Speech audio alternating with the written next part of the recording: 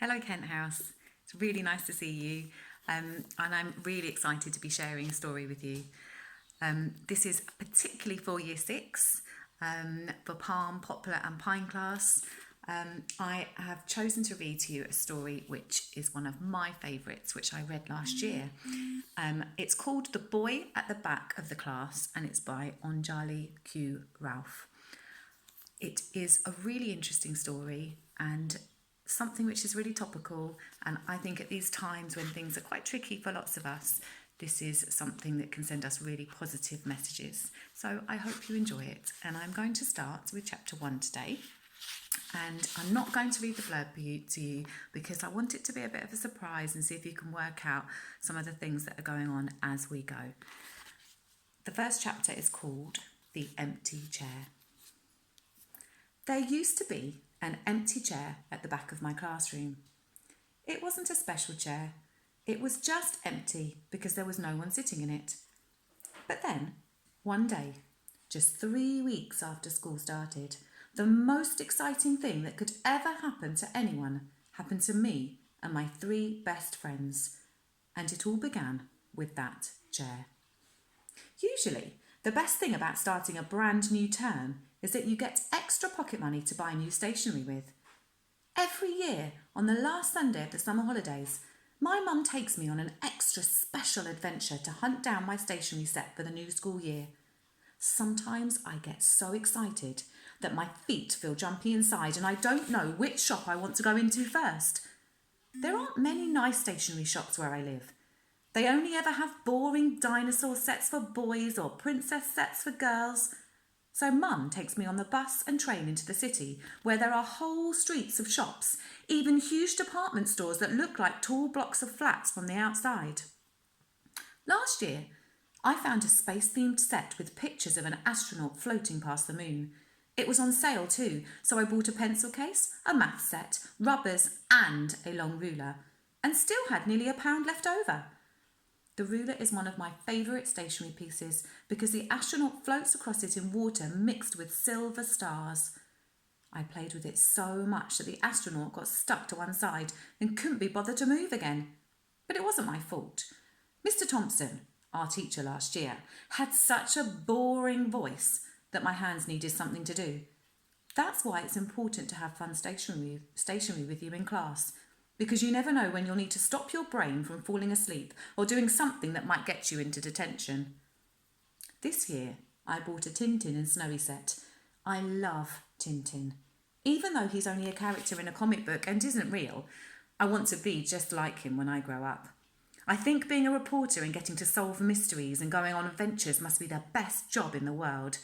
My mum and dad used to buy me a brand new Tintin comic book for my birthdays, and Mum saves all the comics her library are about to throw away because they're too old or ripped and gives them to me. So I have a whole collection of them now.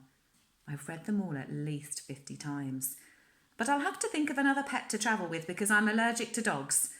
I don't think cats or hamsters or even trained mice could be half as useful as a Tintin's dog, Snowy. And even though I've thought about it for at least a year now, I still haven't come up with anything. Because the Tintin stationery set was a lot more expensive than the astronaut one and wasn't on sale, I could only buy a pencil case, a small ruler and 2 rubbers. I had to think about it for a very long time, but in the end, I decided spending all my pocket money in one go was worth it. Not just because everything had Tintin on it, but because if you press a button on the pencil case, Snowy barks and Captain Haddock's voice cries out, "Blistering barnacles!" I've already been told off for pressing it in the middle of maths class this year, but if you can't press a barking dog button in maths, then I don't see the point of it. I don't like maths. Simple maths is fine, but this year we're learning about long division and square numbers and all sorts of things that my brain doesn't like doing. Sometimes I ask for help, but it's embarrassing putting your hand up too many times to ask the same question. I'm lucky because Tom and Josie and Michael always help me with the things I get stuck with. They're my best friends and we do everything together. Tom's got short spiky hair and a side smile, and a big Adam's apple that looks like a ping pong ball got stuck in his throat. He's the smallest in our group, but he's also the funniest. He only joined our class last year after his parents moved here from America, but we became friends instantly. He has 3 older brothers who all tease and bully him. Not seriously, only for a joke. But I think they steal his food too, which is why he's so skinny and always super hungry. I once saw him eat a whole pizza with extra toppings and a double cheeseburger for lunch and still not be full up. So I hide my snacks and chocolate bars from him when I can. Josie has large brown eyes and at least 1 million freckles across her face. She's tall and gangly and is always chewing on her hair. She's the fastest girl in our year and can kick a football past any goalie from the other side of the pitch. She's the coolest person I know, and I've known her since we were 3. Our mums say we became instant friends the first day we started nursery, so they decided to become friends too. I don't really remember much about myself at that age, but Josie is in all my school memories. We even got our first detention together last year, all because of a hamster called Herbert. Josie had heard one of the upper school bullies say that he was going to flush our class hamster, Herbert, down the toilet at home time. Josie told me and we decided to go on a hamster rescue mission. We hid Herbert in my rucksack before home time and took him straight to my house. But of course, Mum found out and made him take him back the very next day. I tried to explain to boring Mr. Thompson what had happened, but he wouldn't listen and gave me a detention. And even though she didn't have to, Josie stood up and said she had helped to steal Herbert too, just so we could do detention together. You know a friend's a best friend when they're willing to sit in detention with you. Michael has the neatest, puffiest afro out of all the boys in our year. Most people think he's weird, but not us. His glasses are always broken and his shoelaces are never done right, so he's always tripping up or bumping into things when he walks. But we're all so used to it that we never notice. He's mostly quiet, but when he does say something, grown-ups usually look impressed and say that it's ingenious or insightful or use other strange words beginning with in. I don't know what they mean, but I guess they mean he's clever.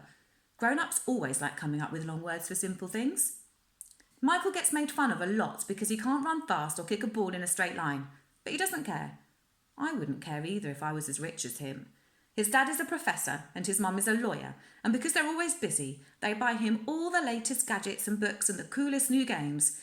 When we went to his house last year for his birthday party, we saw his room for the first time.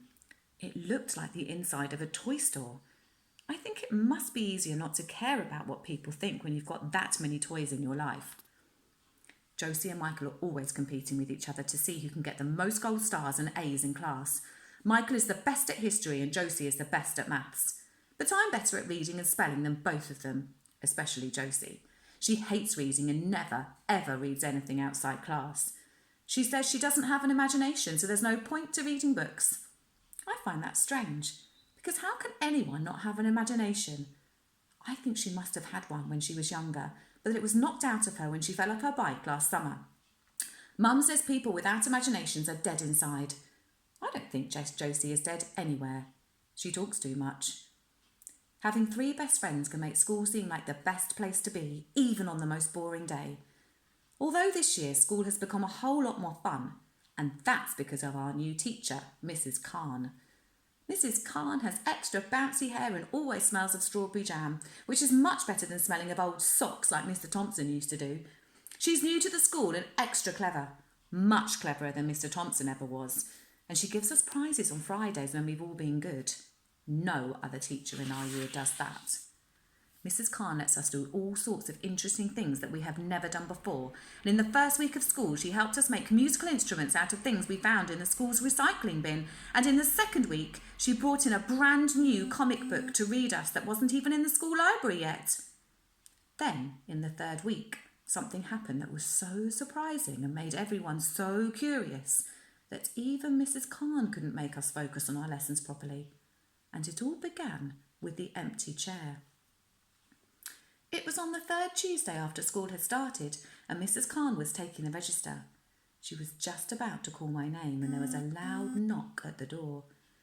Usually when there's a knock on the door, it's just someone from another class bringing a note, so no one really pays any attention.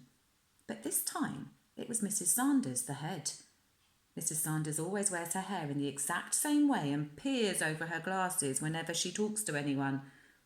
Everyone is scared of her, because when she gives attention, she doesn't just make you sit in a room.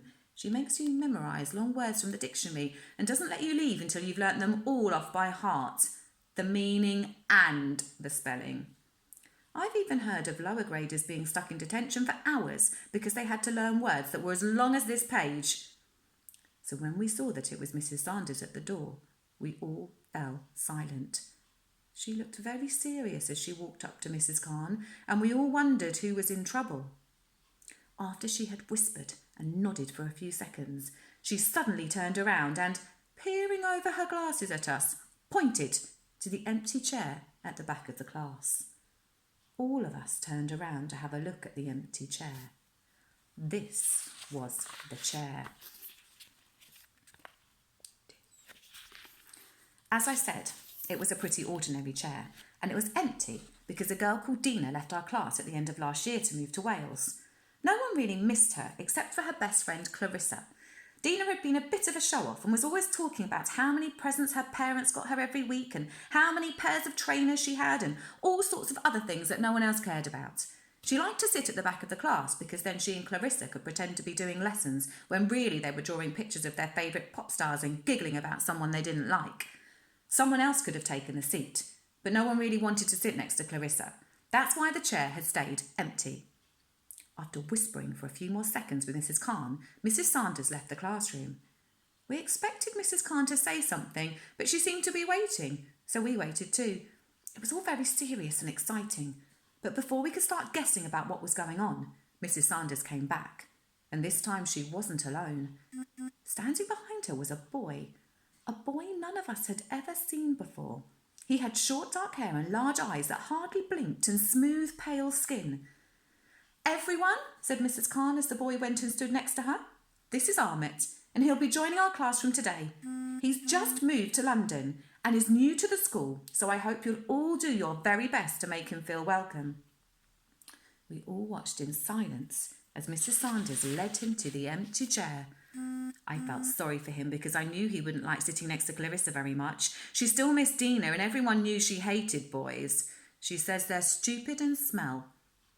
I think it must have been one of the worst things in the world to be new to a place and have to sit with people you don't know, especially people that stare and scowl at you like Clarissa was doing. I made a secret promise to myself right there and then that I would be friends with the new boy. I happened to have some lemon sherbets in my bag that morning and I thought I would try and give him one at break time, and I would ask Josie and Tom and Michael if they would be his friends too. After all, having 4 new friends would be much better than having none, especially for a boy who looked as scared and as sad as the one now sitting at the back of our class.